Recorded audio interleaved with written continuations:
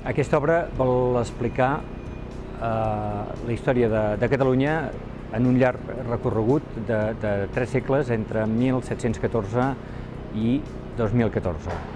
La primera data, la de 1714, una data emblemàtica, punt de referència en la nostra història, perquè és el moment que per justo derecho de conquista Felip V va eliminar l'estat català, van perdre les nostres institucions, les Corts, la Generalitat i els municipis representatius que havien jugat un paper fonamental en la història del nostre país des de segles, i va implantar una estructura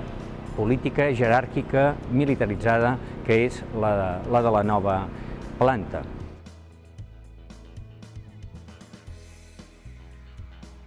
El que ens plantegem és explicar com Catalunya, després de derrotes molt severes, molt dures, amb un component repressiu molt gran, que han posat en perill en 2 moments la identitat nacional catalana, 1714-1939, com hem reprès sempre en tots els sentits, en sentit econòmic, en sentit cultural i finalment també en sentit polític. El que ens interessa explicar sobretot és com s'han produït aquestes represes i com la societat ha sigut capaç de sobresortir talment com un jonc d'un riu s'alça un cop ha passat la riada. Aquesta imatge la va donar en el seu moment un contemporani del segle XVIII.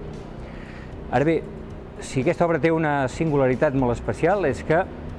ofereix unes claus interpretatives per al present en el final del seu recorregut. Un cop feta l'anàlisi dels 3 segles, acabem mirant el present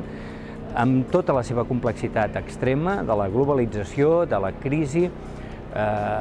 les contradiccions que això està portant,